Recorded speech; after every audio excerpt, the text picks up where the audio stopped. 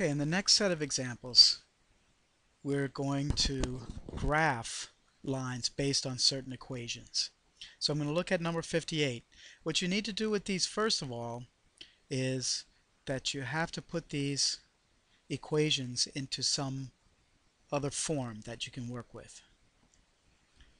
And the form that we're going to work with here is called the standard form. The standard form has the x's and y's on one side of the equation and the constant on the other side of the equation. So in this case we would write number 58 as 2x minus 5y equals negative 10. And then the strategy for this type of problem is we're going to plug in the intercepts. And what you need to understand about intercepts is this.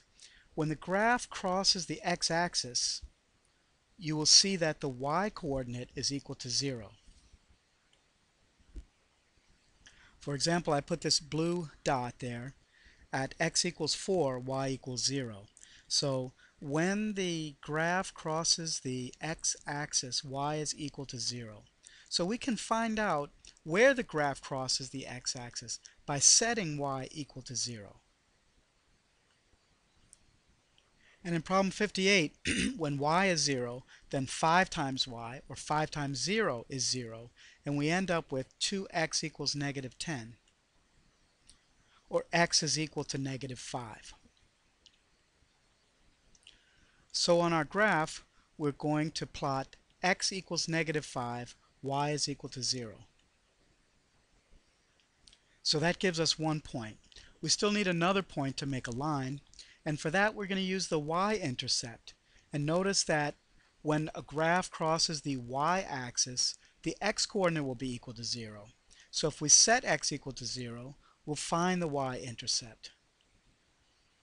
So we go back to the equation, we set x equals 0, then 2 times x, or 2 times 0 will be 0, and we'll end up with negative 5y equals negative 10, or y is equal to 2.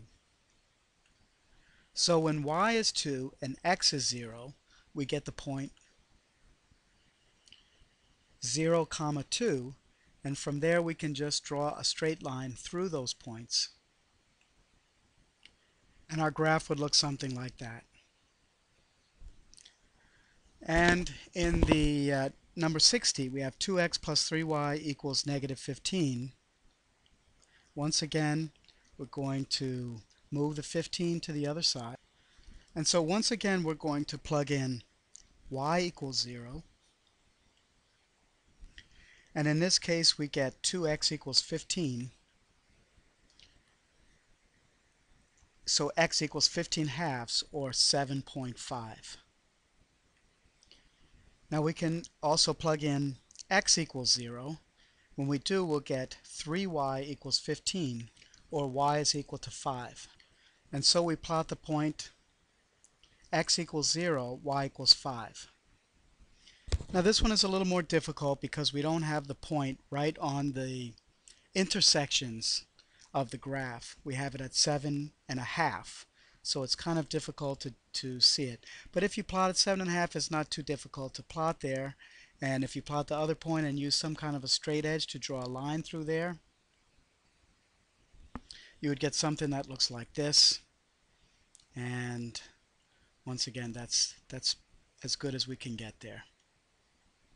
I'm going to scroll down and get to problem 62. In problem 62, we have negative 2x minus 8y plus 24 is 0, or negative 2x minus 8y is equal to negative 24. When we set y equal to 0, we get negative 2x equals negative 24, or x is equal to 12. And unfortunately, that doesn't show up on our graph here, so let's look at the other point. When we let x equal 0, we get negative 8y equals negative 24, or y is equal to 3. And that gives us the point 0, 3. Now something else you can do with these problems is to find the slope and use that. In this problem we have 12, 0, and 0, 3.